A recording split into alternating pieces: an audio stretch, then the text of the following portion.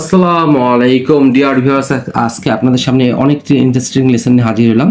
তো আশা করি এই লেসনটি অনেক গুরুত্বপূর্ণ হবে এবং আপনাদের কাছে ভালো লাগবে। তো চলুন দেরি না করে শুরু করি। বি ভার্ব ওর্থ ইন দিতে পারি, অফও দিতে পারি, প্লাস ভার্বের সাথে আইনি যোগ, যার অর্থ হচ্ছে কোনো কিছু করা বা হওয়ার যোগ্য, এরকম অর্থ প্রকাশ করতে ব্যবহৃত, অথবা ক্যাপেবল অফ সামথিং হতে পারে, মূল ভার্বের সাথে আইনি যোগ করতে পারি। আমরা একটা জিনিস বলে রাখি, আমি একটা জিনিস বলে রাখছি যে মনে রাখতে হবে, যত প্রিপোজিশন আছে প্রিপোজিশনের পর আমরা হয় নাউন বসাবো, আর যদি ভার্ব বসাই তাহলে ভার্বের সাথে আইনি যোগ করতে হবে। আমি শর্টকাট এই রুলসটা এখানে লিখে দিয়েছি। আচ্ছা, এখন দ্বিতীয়টা হচ্ছে breathe a sigh of relief অথবা ফিল কমফোর্টেবল, স্বস্তি পাওয়া বা স্বস্তির নিঃশ্বাস ফেলা মানে নেয়া। বার্ন ওয়ার্ডস ফিঙ্গার হচ্ছে বোকামি, খারাপ ফল ভোগ করা। তো এখন আমরা এগুলো যদি এইভাবে না বুঝি তাহলে এক্সাম্পল ফলো করলে আমরা বাস্তব জীবনে কিভাবে এগুলো বাংলা অর্থ হতে পারে এবং সেগুলো ট্রান্সলেশন কী হতে পারে তা জেনে নিই। আমি এখানে ইন দিয়েছি, এখানে অফ দিলেও হবে, এখানে আমরা অফ দিলেও হবে। আচ্ছা, এখন দেখি তুমি মেয়েটিকে পাওয়ার যোগ্য, তাহলে কী হবে দেখে, you are or the in দিলেও হবে, না দিলেও হবে। তাহলে you are or the in getting her, অথবা you are or the getting her, অথবা you are or the of getting her, যে কোনো একটা করা যেতে পারে, এইভাবেও করা যেতে পারে। আমি এখানে তিনটা জিনিস দেখাইছি, আমি আলাদা করে দেখাই। এখন you are or the of getting her, এটা করা যেতে পারে। তাহলে প্রিপোজিশনের পর আইনজি যোগ, যেটা আমি এখানে দেখিয়েছি।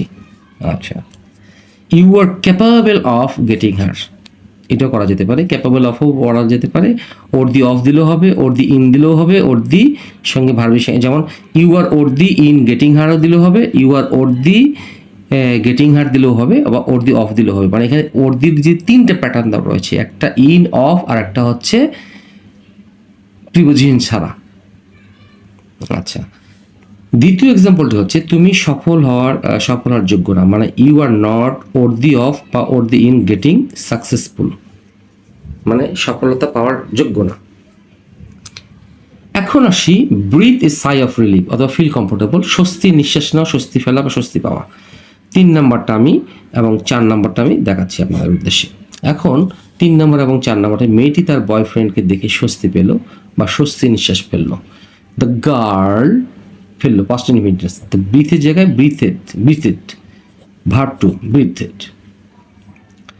এ sigh of relief seeing her boyfriend, তার বয়ফ্রেন্ডকে দেখে সে কী করলো, স্বস্তির নিঃশ্বাস নিল। কোনো কিছু করিয়া, দেখে কোনো কিছু করিয়া, এটার অর্থ হবে কোনো কিছু করিয়া, চিনিবার বয়, কোনো কিছু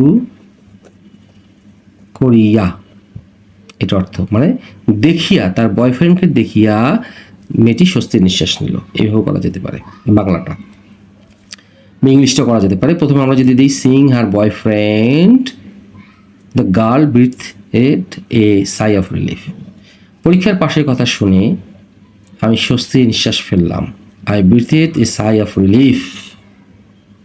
স্বস্তির নিঃশ্বাস নিলাম কি করে, এই যে হিয়ারিং, এইখানে আমি করেছি আইনজি যোগ। এটা মানে কোনো কাজ করিয়ার পর, একটা কাজ করার পর যখন একটা কাজ করা হয় তখন আইনজি যোগ, তাহলে এই কাজটা আগের। আমি এখানে দ্বিতীয় সেন্টেন্সে দেখাইছি, শুরুতেও যদি করতাম আমি তাহলে এই বাক্যটি অন্যভাবেও করা যেতে পারতো। এটাকে লিখতাম hearing the news of passing the exam I breathed a sigh of relief, এভাবেও করা যেতে পারে। তো আমি যেহেতু এইভাবে দেখাইছি যে আমি স্বস্তির নিঃশ্বাস নিলাম, I breathed a sigh of relief hearing the news of passing the exam, এই যে অফের পর আইনজি হয়েছে। আচ্ছা, এখন এই 4 নম্বর এক্সাম্পলটি আমি পরে আবার দেখাচ্ছি অন্যভাবে। আপাতত এখন এটা 5 নম্বর এবং এটি 6 নম্বর হতে যাচ্ছে। এটা হচ্ছে বার্ন ওয়ান্স ফিঙ্গার্স, মানে নিজের আঙ্গুলগুলো জ্বালিয়ে ফেলা, বোকামির খারাপ ফল ভোগ করা, যার অর্থ। এটা ফ্রেস, গুরুত্বপূর্ণ ফ্রেস। চাকরিটি ছেড়ে আমি বড্ড ভুল করেছিলাম, তাহলে আই বার্ন, ল নিলাম, এই যে বার্নের জায়গায় বার্ন হলো verb two, I burn my fingers কি করিয়া, লিভিং বা ডেজার্টিং the job.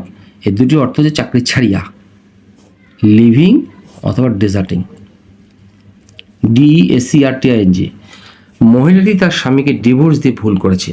The women had burn, তার আঙুলগুলো জ্বালিয়ে ফেলেছে, অথবা বার্ন, দুটোই হবে,